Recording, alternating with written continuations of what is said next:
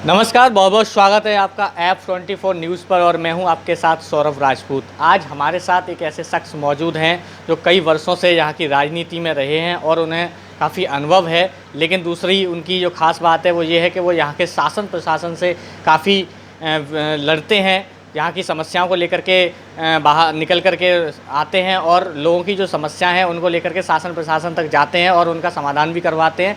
लेकिन दूसरी बात ये भी है कि कभी कभी वो धरने पर भी बैठ जाते हैं। जी हाँ, मैं बात कर रहा हूँ यहाँ के शिवसेना के जिला अध्यक्ष राजीव शर्मा जी का। सर, बहुत बहुत स्वागत है आपका हमारे इस चैनल पर। धन्यवाद साहब। नमस्कार साहब। सर, मेरा पहला सवाल है आपसे, आप हमेशा धरने पर बैठ जाते हैं, कभी शासन प्रशासन को लेकर के आप जो है विरोध प्रदर्शन करने लगते हैं, तो ऐसी क्या समस्या आपको रहती है यहाँ के इस जनपद में कि यहाँ पर चाहे वो सपा की सरकार हो चाहे वो बीजेपी की सरकार हो, आप हर सरकार से विरोध करते हैं, क्या वजह है? साहब ऐसा है कि हिंदुस्तान को आज़ादी मिली उसके बाद चाहे शासन रहा हो प्रशासन रहा हो, वो मनमानी पर रहा। जनता जब आंदोलन करती है, सब जब शिकायत करती है, तब उसकी कोई सुनवाई नहीं करता है। देश के पीर सपूतों ने ये देश को आज़ाद कराया इसलिए कि यहाँ की जनता की सुनवाई हो, जनता के संग बढ़िया न्याय हो, अच्छा कार्य हो। लेकिन वो ना होकर के यहाँ का तो तंत्र है, लोकतंत्र के नाम पर जो ये यहाँ राजतंत्र चलता है, नौकर तंत्र के नाम पर, तो जो कि वायसराय सिस्टम चलता है, गवर्नर सिस्टम चलता है, जो अंग्रेज़ों की ज़माने की मानसिकता में आज भी यहाँ के अधिकारी जी रहे हैं। वे आवेदन को प्रार्थना पत्र कहते हैं और जनता को हरकाते हैं। तो इसी कारण इसी दूषित मानसिकता के विरोध में हमको धरना देना पड़ता है। जो भी जन समस्या होती हैं उनका निराकरण जब कोई अधिकारी करेगा नहीं, कर्मचारी करेगा नहीं, शासन करेगा नहीं, तो हमको धरना देना पड़ेगा, आंदोलन करना पड़ेगा और जो भी अधिकारी होगा उसके खिलाफ नारे लगाने पड़ेंगे, जुलूस निकालना पड़ेगा और जो भी लोकतांत्रिक प्रक्रिया होती है उसको अपनाना पड़ेगा। यदि कोई नहीं सुनेगा तो अन्य भी जो तरीके हैं, शिवसेना की स्टाइल है, ढाके स्टाइल, उसको भी अपनाना पड़ेगा। अच्छा, दूसरा सवाल मेरा आपसे ये भी है कि अक्सर ये देखने को मिलता है जब रामलीला होती है तो रामलीला के समय पर आप विरोध प्रदर्शन ज़्यादा करते हैं, कभी डांस पार्टी को लेकर के या कभी कुछ और अन्य समस्याओं को लेकर के आप बार बार जो है प्रशासन से ये कहते हैं कि इसको जो बंद करो, नहीं तो हम धरना देंगे, नहीं तो हम ये करेंगे। तो इसकी क्या वजह होती है? मेन मतलब क्या ऐसी मुख्य वजह मानी जाए कि जिसकी वजह से आपको प्रशासन से ये गुहार लगानी पड़ती है कि नहीं, ये नहीं होना चाहिए? देखिए, ये सबको जानकारी है कि जो भी मेला लगते हैं उसमें पारंपरिक केवल कार्य किए जाते हैं, यानी कठपुतली वगैरह खेल होते हैं। और जो भगवान राम की लीला होती है उसमें केवल लीला के लिए रामलीला का आयोजन किया गया था, जिससे कि सनातन धर्म के लोग अपने भगवान राम के चरित्र को पहचानें और भारतीय सभ्यता को पहचानें। लेकिन उसकी आड़ में जो अश्लीलता परोसी जाती है, जो परोसी गई सपा के शासनकाल में, जब डॉक्टर दिलीप यादव जो कि वर्तमान में एमएलसी हैं, सपा के जिलाध्यक्ष रहे, उन्होंने अपने राजनीतिक प्रभाव में एक आरपी सिंह यादव जो सचिव बनते हैं अपने को, उन्होंने अनर्गल बातें कह करके रामलीला में डांस पार्टी प्रशासन के रोक के बावजूद लगाई, जिसका विरोध हमें करना पड़ा क्योंकि हम शिवसैनिक हैं, हिंदूवादी लोग हैं, धर्म की कार्य करने वाले लोग हैं। यदि कोई सुनेगा नहीं तो हमको आंदोलन करना पड़ेगा, इसलिए हम जगह जगह घूमे। आपको ये मालूम होना चाहिए कि किसी भी मेले में कोई भी नृत्य करने की कोई पहली बार नियमानुसार अनुमति नहीं होती है, फिर भी ये लगाते थे। प्रशासन सुनता नहीं था, प्रशासन दबाव में रहता था। काय का दबाव आप कह के आते हैं, अधिकारी कर्मचारी लोग जब नौकरी करने पे आते हैं कहते हैं कि मैं शपथ खाकर कहता हूँ निष्पक्ष रूप से कार्य करूँगा, जनता के लिए कार्य करूँगा, दबाव में कार्य नहीं करूँगा, विधि अनुसार कार्य करूँगा, संविधान के अनुसार कार्य करूँगा। लेकिन वो शासन की कठपुतली बने जाते हैं, वो नेताओं की कठपुतली बने जाते हैं, भ्रष्टाचार में लिप्त हो जाते हैं, जनता की हकों की बात को नहीं सुनते हैं, धर्म विरुद्ध कार्य करवाते हैं। तब ऐसे कार्य होंगे तो हम विरोध नहीं करेंगे तो क्या करेंगे? श्री राम के चरित्र पर यदि दाग लगेगा तो उसको मिटाने का शिवसेना करेगी। हम लड़े झगड़े और हम हाई कोर्ट तक लड़े। यहाँ के प्रशासन ने हमें इतना परेशान किया, यहाँ के शासन ने हमें इतना परेशान किया, रामलीला कमेटी के लोगों ने इतना परेशान किया कि हमको यहाँ जनपद न्यायालय से लेकर के हाई कोर्ट तक हमें लड़ना पड़ा, और एंड में और आखिरी में जाकर मालूम पड़ा कि इनके विधान में कहीं नहीं लिखा कि यह रामलीला में डांस पार्टी होगी। तो माननीय हाई कोर्ट ने अब 2 डबल बेंच की कोर्ट ने आदेश किया कि रामलीला कमेटी के ऐसे लोग वो डांस पार्टी चलवाने के लिए हाई कोर्ट में 2 बार गए, 2 बार। जो दिलीप यादव एमएलसी बनते हैं, अच्छे व्यक्ति बनते हैं, उनके नेतृत्व वाली कमेटी के लोग 2 बार गए। आरपी सिंह वगैरह से जब रामलीला कमेटी गई, कहा ये रामलीला कमेटी है, तो उन्होंने कहा कि आपके विधान में कहीं नहीं लिखा कि आप रामलीला में आप लड़कियां नचवाएंगे, आप ये कहीं लिखा तो बताइए, और आप बताइए वकील साहब। उनके वकील से पूछा कि ये कार्य होना चाहिए, तो वकील साहब ने कहा नहीं होना चाहिए। तो उन्होंने आदेश किया कि आप उन्हें विधान के अनुसार कार्य करें, लड़कियों का नाच नहीं होगा, श्री राम की लीला में अश्लीलता नहीं होगी, जिसके कारण आज श्री राम की लीला में फिरोजाबाद में जो श्री राम लीला होती है उसमें कोई अश्लीलता नहीं परोसी जाती है। प्रशासन चाहे अब प्रशासन की अब ये मजबूरी कह लें, कुछ भी कह लें, प्रशासन इसमें पूरा सहयोग करता है। रामलीला में डांस पार्टी लगनी नहीं देता है, लेकिन इसके बावजूद एक व्यक्ति बहुत अच्छे आए थे, मैं उनका नाम अवश्य लूँगा, शीतला प्रसाद जी यादव, सेवानिवृत्त हो चुके हैं, नगर में सेट है। उन्होंने आदेश किया था ऐसा कि रामलीला में डांस पार्टी कभी ना लगे। उस आदेश को उन्होंने रामलीला कमेटी ने चैलेंज किया 2 बार। जो पहले उनके कार्यकाल में किया, फिर उन्होंने पुनः सुनवाई करके दोबारा ऑर्डर किया कि हमारा आदेश सही है कि रामलीला में डांस पार्टी नहीं लगेगी। फिर हाईकोर्ट गए। इसलिए रामलीला में डांस पार्टी ना लगने वाले विषय पर हाईकोर्ट की मोहर है। यह सनातन मतलब ये है कि आपकी विजय हुई, उसमें आपने जो धरना दिया था वो पूर्णतः जो सफल रहा, और जो है प्रशासन और शासन और जो सत्ताधारी जो लोग थे वो उनकी हार हुई और वहाँ पर आपकी विजय हुई। आप यही कहना चाहते हैं? जी हाँ, मैं यही कहना चाहता हूँ। और ये आपको सुनकर बड़ा अचंभा होगा कि उस रामलीला कमेटी में समाजवादी पार्टी के भी अलावा भारतीय जनता पार्टी के वरिष्ठ लोग भी शामिल हैं। सो ये असली नृत्य को करवाने में सहयोग प्रदान करते हैं। ये आपको सुनकर अचंभा होगा। श्री राम के भक्त बनते हैं, गलतकार करते हैं, अवैध भवन बनवाते हैं, अवैध रूप से डीड लगवाते हैं, अवैध कब्जा करवाते हैं। और मेरा एक लास्ट सवाल है आपसे, मैं मतलब अभी और चर्चा करेंगे, लेकिन मेरा एक सवाल ये भी है कि अभी आपने हाल ही में एक प्रार्थना पत्र दिया है जिसमें आपने ये आरोप लगाया है कि जो रामलीला की जो जगह है जहाँ पर उस पर अवैध रूप से कब्जा कर लिया गया ज़मीन को लेकर, वो क्या कहना चाहेंगे, क्या मामला है वो? देखिए ऐसा है कि रामलीला की भूमि के स्वामी यो हनुमान जी महाराज विराजमान है, जो कि आपने देखा होगा हनुमान जी का कई हजार साल पुराना मंदिर बना है, बड़े हनुमान जी महाराज जी।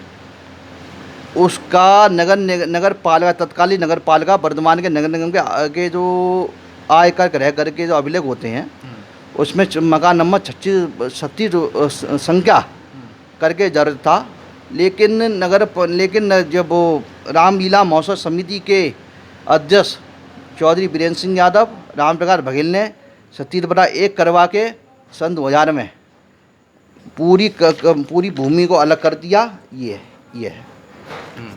इनका नाम लिखा है जी।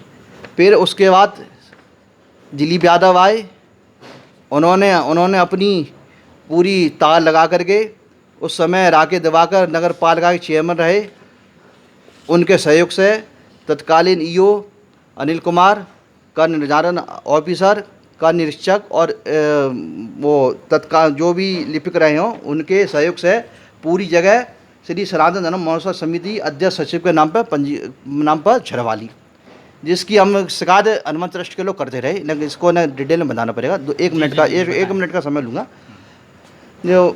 जिसको ये करवा दिए 2013 में। फिर कई लोग इसकी शिकायत करते रहे, हम डांस पार्टी के विरोध में लगे रहे, लेकिन हमको जानकारी हुई पिछली साल, तो हमने इसकी शिकायत तत्कालीन नगर में सेठ अजय कुमार तिवारी से की। अजय कुमार तिवारी जी ने हमारी इस बात को समझा और हमारी शिकायत को प्रथम दृष्टया बिल्कुल सही पाया और 9 बिंदुओं पर अपनी जांच आज्ञा दी और नगर आयुक्त से कहा कि आप चाहें तो इन पर आप जांच करवा लें। तो जो फिर भी नगर आयुक्त महोदय ने 5 लोगों की एक समिति बनाई। उन्होंने जांच की, 5 पेजों की यह जांच रिपोर्ट दी, जिसमें पाया कि ये जो नामांतरण हुआ है वो अवैध रूप से हुआ है, इनका कोई स्वामित्व नहीं है। फिर ये फिर ये रिपोर्ट वर्तमान के नगर मजिस्ट्रेट कुंवर पंकज जी को गई, उन्होंने आगे कार्रवाई के लिए लिखा। फिर उसके बाद काफ़ी नोटिसबाजी के बाद, काफ़ी पत्राचार के बाद, काफ़ी जांच पड़ताल के बाद नगर आयुक्त महोदय श्री विजय कुमार जी ने अपने आदेश 17/2/2020 के अनुसार जो रामलीला महोत्सव समिति ने अपनी जो रामलीला अपने नाम को रामलीला की भूमि पर के नाम पर छरवा कर अवैध कब्जा करने का प्रयास किया था, अवैध निर्माण किया, उस मकान नंबर को निरस्त कर दिया। ये आदेश के लिखा हुआ है। ये ऑनलाइन और ऑफलाइन दोनों। अब वर्तमान की क्या स्थिति है? अब वर्तमान में आप क्या चाह रहे हैं? अब क्या हो? वर्तमान में यह है कि पूरी रामलीला की जगह मुक्त हो, जैसा कि अब ये तय हो चुका है कि ये जगह या तो नजूल की है या फिर हनुमान जी महाराज की है, उनको दी जाए। रामलीला महोत्सव समिति जो अवैध कब्जा करे बैठी है, अवैध उगाई करती है, अवैध किराया वसूल करती है, अवैध भवन निर्माण करती है, उनको तत्काल प्रभाव से बेदखल करके इसको कब्जा मुक्त कराए। अभी जानकारी हुई है डीएम महोदय ने ऐसा कोई आदेश किया है कि कब्जा मुक्त कराया है, ऐसी मुझे जानकारी, पक्की जानकारी नहीं है। ऐसा आदेश है तो नगर मजिस्ट्रेट श्री कुंवर पंकज जी को इसका पालन सख्ती से कराना चाहिए। आपका जो कैरियर है, जो शिवसेना से आप जिलाध्यक्ष हैं, तो लगभग आपको 13 वर्ष हो चुके हैं। 13 वर्ष के कार्यकाल में आपने ज़्यादातर जो मैंने देखा है कि आपने धरने दिए या आपने जो मुकदमे लड़े हैं वो सब जो है कुछ रामलीला से ज़्यादा जुड़े हुए हैं, क्योंकि जब भी रामलीला आती है तभी आप जो है उसका डांस पार्टी हो या कुछ ऐसी अव्यवस्था उसमें देखने को मिले तो आप उस पर विरोध प्रदर्शन करने लगते हैं। इसके अलावा और समस्याएँ आपको दिखाई नहीं देती? फिरोजाबाद में तमाम तरह की और भी अव्यवस्थाएं होती हैं और भी समस्याएं होती हैं, तो उसको लेकर के आप क्यों नहीं आगे आते? देखिए साहब, आपको जानकारी नहीं है जी।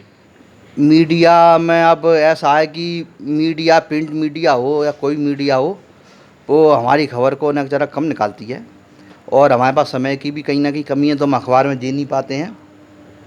यहाँ तक रामलीला की बात है, श्री राम की लीला जो जुड़ा हुआ मामला है, धार्मिक मामला, इसलिए हम अधिक सक्रिय रहते हैं क्योंकि हम हिंदूवादी हैं। अन्य मुद्दों पर कार्य चल रहा है। जैसा कि आपको मालूम है कि शहर में 1000 स्टील के डिब्बे लगे, वो जब चोरी हो गए, 45 लाख रुपए के अभी तक लग चुके, 52 लाख रुपए आए सरकार के द्वारा, वो चोरी हो गए, उनका पता नहीं। मेरे द्वारा RTI डाली गई, दिखा रहा हूँ आपको, मेरे द्वारा RTI डाली गई। RTI डालने के बाद ये जवाब आया है, तो मेरी RTI की वजह से FIR लिखने के लिए इन्होंने आवेदन दिया थाने में। दलवीर सिंह सैनिटरी इंस्पेक्टर ने, जोनल सैनिटरी इंस्पेक्टर ने उत्तर और अच्छा, दूसरा जैसे फिरोजाबाद जो है तो चूड़ी के व्यापार के लिए काफ़ी मशहूर है। फिरोजाबाद में एक अगर हम कहें तो यहाँ पर ज़्यादातर जो कारखाने हैं वो चूड़ी के हैं, यहाँ पर चूड़ी का काम बहुत होता है। तो आपको ऐसा नहीं लगता कि फिरोजाबाद में जो लोग काम करते हैं चूड़ी का, उनके लिए या जो व्यापारी हैं उनके लिए सरकार के द्वारा कुछ ऐसी नीतियाँ या ऐसी कुछ सुविधाएँ लागू की जाएँ जिससे लोगों को परेशानी न हो? अभी लॉकडाउन के दौरान लोगों को काफ़ी दिक्कत हो रही है, तो उसको लेकर के आप क्यों नहीं आगे आते? मेरा सवाल ये है आपसे कि व्यापार मंडल जो है यहाँ का और जो यहाँ की जो लेबर वर्ग जो काम करता है, कारखानों में काम करता है, चूड़ी का काम होता है, जैसे कि फिरोजाबाद चूड़ी के लिए काफ़ी मशहूर भी है, यहाँ पर ज़्यादातर हम देखें तो चूड़ी का ही काम होता है, तो उसको लेकर के आपको समस्याएं दिखाई नहीं देती? क्योंकि मैं ज़्यादातर देखता हूँ कि शहर में जाम की स्थिति रहती है, चूड़ी के ठेले जब निकल के जाते हैं तो वो निकलने में दिक्कत होती है, या सरकार के द्वारा जो है कुछ सुविधाएं उनको नहीं मिल पाती हैं। फिरोजाबाद में जो काम कर रहे हैं लेबर वर्ग जो चूड़ी का है उसको कोई सुविधाएं नहीं मिल पाती हैं, तो इसको लेकर के आप क्यों नहीं कुछ कहते? देखिए साहब, ऐसा है कि श्रमिकों की आवाज़ उठाने के लिए फिरोजाबाद में कई श्रमिक संगठन हैं और व्यापारियों की आवाज़ उठाने के लिए व्यापार मंडल है। दूसरी बात, शासन सत्ता में सपा बसपा भाजपा रही, हम कहीं कभी रहे नहीं। हमने कर्म बहुत किए, लेकिन हमको कर्म के हिसाब से फल यहाँ की जनता ने कभी दिया नहीं। फिर भी यहाँ के श्रमिक वर्ग की जो भी समस्याएं होती हैं हम उठाते रहते हैं। व्यापारियों की जो भी हमारी समस्या हमारे स्तर की होती है हम उठाते रहते हैं। यहाँ के व्यापारी, यहाँ का श्रमिक वर्ग सरकार की उपेक्षा का शिकार पिछले 72 सालों से है। ताजमहल के कारण औद्योगिक इकाइयाँ बंद हुई, ये बात जग जाहिर है। यहाँ का मजदूर बेरोजगार हुआ, यहाँ की सड़कें सब ऊबड़ खाबड़ है। नगर पालिका की मेयर, नगर निगम की जो मेयर है वो केवल नारियल फोड़ने में एक्सपर्ट है। इनसे पहले मनीष सिसोदिया नारियल फोड़ने में एक्सपर्ट है। जो भी विधायक रहे वो केवल सड़क बनवाने में एक्सपर्ट है, क्योंकि इसमें कमीशन खोरी है और कुछ नहीं है। क्या ये समस्या इनके उठाने लायक नहीं है? उठनी चाहिए, हर हाल में उठनी चाहिए। लॉकडाउन में 20 लाख करोड़ रुपए का पैकेज भारत सही सरकार ने दिया, किनको मिला?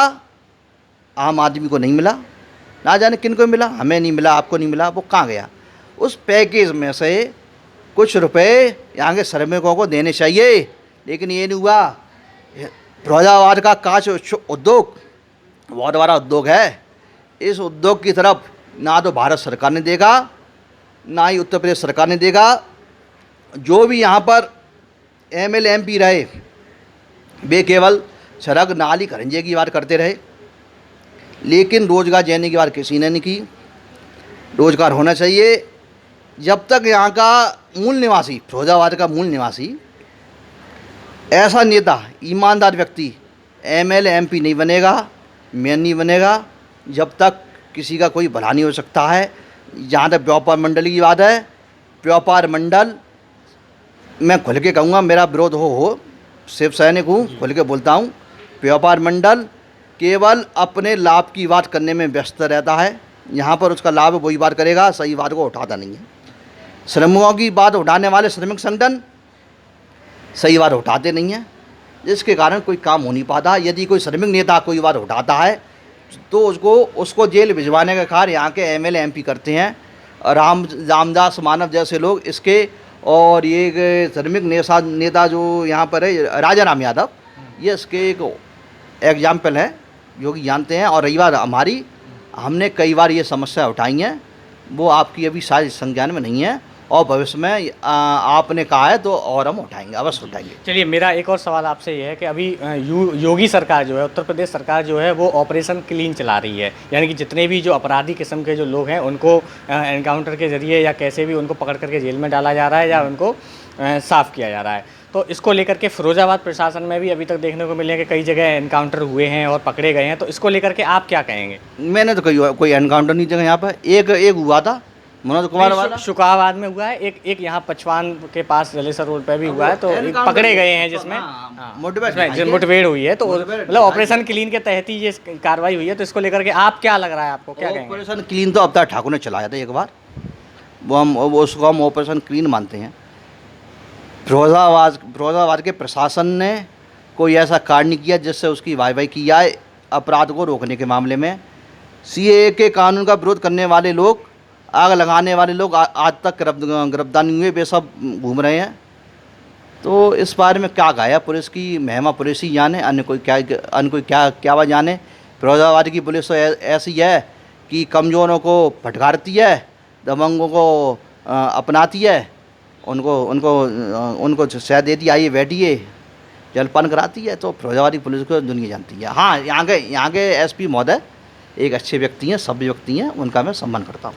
कानपुर वाला अभी कांड हुआ, काफ़ी चर्चा में रहा। विकास दुबे को पुलिस ने महाकाल के मंदिर से एमपी से गिरफ्तार कर लिया, एसटीएफ के द्वारा उसको लाया गया और रास्ते में गाड़ी पलटी और उसके बाद उसका एनकाउंटर कर दिया गया। क्या लगता है आपको, क्या हुआ वो?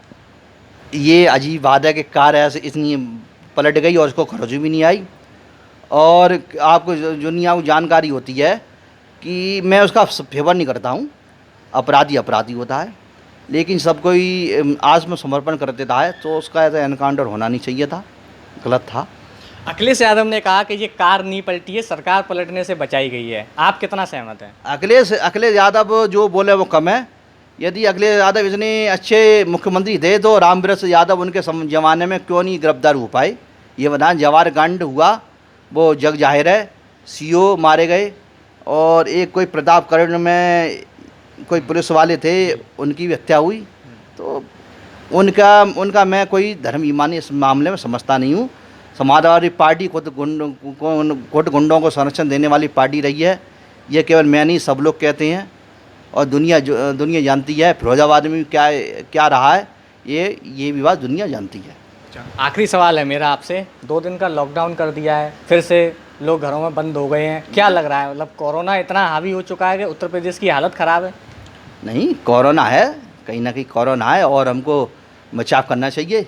और यदि कोई बीमारी है, सरकार ने किसी बात को कहा है तो उसको हमें मानना चाहिए और नियमों का पालन करना चाहिए। लेकिन देखने को ये मिलता है कि फिरोजाबाद में मेडिकल कॉलेज भी बन गया है, लेकिन यहाँ की स्वास्थ्य सेवाएं जो है वो दुरुस्त ज़्यादा नहीं है। ज़्यादातर शिकायतें आती हैं कि जांच के सैंपल नहीं लिए जा रहे, जांच की रिपोर्ट नहीं मिल पा रही है, या जो मरीज़ हैं उनको इधर से उधर भेज दिया जाता है। क्या कहेंगे आप? मेडिकल कॉलेज तो एक अभी भी जिला अस्पताल की तरह काम कर रहा है, उसमें कोई सुविधा नहीं है। मैं गया हूँ कई बार वहाँ पर, डॉक्टर कोरोना के नाम पर आनंद ले रहे हैं, किसी मरीज़ को देखना नहीं चाहते। क्या कोरोना काल में किसी को हार्ट की कोई बीमारी नहीं होगी, किसी को सांस की बीमारी नहीं होगी, बुखार नहीं आएगा, उनकी तो कोई दवाई देना नहीं चाहता है। तो कोरोना का ये लोग क्या इलाज करेंगे? आपको जो जानकारी है, कोरोना के इसके संक्रमण काल में डॉक्टरों को अपनी क्या कहते हैं पूरी जिम्मेदारी निभानी चाहिए, लेकिन फिरोजाबाद में वो नहीं है। कोई लाभ नहीं है, स्वास्थ्य लाभ नहीं मिलता अधिक लोगों को। फिरोजाबाद के जिला अस्पताल में जो मेडिकल कॉलेज कहते हैं अभी जिसको, उसमें दवाइयों का अभाव है। कल भी मैं दवाई लेने गया, छोटी मोटी बीमारियों की दवाइयाँ नहीं है, ना जाने कोरोना के मरीजों को क्या दवाई मिलती होगी, ये ईश्वर जाने। और जैसा कि पूर्व में अखबारों में आया है और जग जाहिर है कि कोरोना के मरीजों के साथ अभद्र अन्यायपूर्ण व्यवहार हुआ है, लेकिन प्रशासन अपनी बात को दबाता है। ये बात दबने लायक नहीं है, इसका मैं विरोध करता हूँ और कई कमियां हैं, इस कमी का मैं विरोध करूँगा, हर हाल में विरोध करूँगा। कांग्रेस पार्टी की जो महासचिव जो हैं उनकी जो प्रियंका वाड्रा जी, उन्होंने ये कहा है कि जो एनकाउंटर हुआ था उसको लेकर के उन्होंने एक स्टेटमेंट दिया है कि सरकार इस पर अपनी स्थिति साफ करे कि ये कैसे हुआ है। आप क्या कहेंगे? सोनिया गांधी से सहमत हैं या प्रियंका गांधी से आप सहमत हैं? सोनिया गांधी, प्रियंका गांधी तो बेवजह की बात करती हैं। यहाँ रही बात काउंटर की, एनकाउंटर की, उसकी जांच होनी चाहिए। यदि कोई अपराधी ने आत्मसमर्पण अगर वो बेवजह की बात करती हैं तो आपकी तो महाराष्ट्र में शिवसेना ने उनके साथ मिलकर सरकार बनाई है, तो वहाँ पर उनकी सरकार है, तो फिर वहाँ पर कैसे चल रही है मिलके? ऐसा है कि सच्चाई कहने में पीछे नहीं हटते हैं हम, शिव सैनिक है, हकीकत बयान करनी चाहिए। रही बात सरकार की, वो सरकार महाराष्ट्र में चल रही है, हम यूपी में राजनीति कर रहे हैं। और प्रियंका गांधी से के विचारधारा तो शिवसेना वाली है ना, हमारा गठबंधन है, आत्मसमर्पण नहीं है। बीजेपी से भी गठबंधन था, आत्मसमर्पण नहीं है। गठबंधन का मतलब ये नहीं है कि हम अपनी आवाज़ को दबा लें या चुप बैठ जाएँ, शांति रह बैठ जाए और गलत बात में भी हम यहाँ मिलाएं, ये बात नहीं है। हम गठबंधन है, पार्टनरी है, पार्टनरी में समानता होती है, असमानता नहीं होती है। ये नहीं। क्या मानते हैं आप? अगर महाराष्ट्र में शिवसेना की बात अगर कांग्रेस पार्टी नहीं मानती है तो आप सरकार गिरा देंगे? देखिए आप, वो तो राष्ट्रीय लेवल की बात है, मैं तो एक जिला प्रमुख हूँ। अगर आप वहाँ के जिलाध्यक्ष, मान लीजिए अगर आपको जिलाध्यक्ष की जगह पर आपको प्रदेश अध्यक्ष बना दिया जाए तो आप क्या कहेंगे फिर? देखिए ऐसा प्रदेश अध्यक्ष नहीं, वो बात है, अभी आपने देखा होगा सावरकर वाले मुद्दे पर, अन्य मुद्दे पर जो कि कांग्रेस के नेताओं ने गलत बयानबाजी की तो शिवसेना के नेताओं ने विरोध किया था। ऐसी बात नहीं है, यदि कोई गलत बात होगी शिवसेना सहन नहीं करेगी और जो भी उचित निर्णय होगा वो शिवसेना लेगी। और मैं यदि मैं होऊंगा उस समय और मेरी जो पावर में होऊंगा तो मैं अपनी पावर के हिसाब से कार्य करूंगा, क्यों नहीं करूंगा। क्या लगता है आपको फिरोजाबाद में भी शिवसेना कांग्रेस के साथ मिलकर चुनाव लड़ ले? देखिए गठबंधन है, यदि राष्ट्रीय लेवल पे होता है, यूपी में होता है तो वक्त है, समय। चुनाव आने वाला है, 2022 में इलेक्शन होगा, तो जैसे महाराष्ट्र में सरकार बनेगी तो ऐसा क्या लगता है आपको? आप तो यहाँ के जिलाध्यक्ष हैं, अगर यहाँ से आपको विधायक के लिए अगर खड़ा किया जाए, कैंडिडेट किया जाए, कांग्रेस के साथ मिलकर गठबंधन करके आप सरकार बना ले जाएँ तो उस पर क्या गलत होगा? पार्टी का जो आदेश होगा उसको मान्य होगा। अच्छा, उसको आप एग्री होंगे फिर? पार्टी का जो आदेश होगा। एमएलए का चुनाव लड़ेंगे? एमएलए का चुनाव लड़ेंगे, पार्टी का ही तो लड़ेंगे, पार्टी का आदेश मान्य होगा। और मैं पूर्व में भी एमएलए का चुनाव लड़ चुका हूँ और भविष्य में भी लड़ने की संभावना। चलिए, बहुत बहुत शुक्रिया हमसे बात करने के लिए। तो ये थे शिवसेना के फिरोज़ाबाद के जिलाध्यक्ष, जो ये कह रहे हैं कि अगर मौका मिलता है तो हम भी अपनी किस्मत आजमा के देख लेंगे, जैसा कि महाराष्ट्र में हुआ। हो सकता है कि फिरोज़ाबाद में भी इनको मौका मिल जाए। आज की खबरों के लिए बस इतना ही। नमस्कार।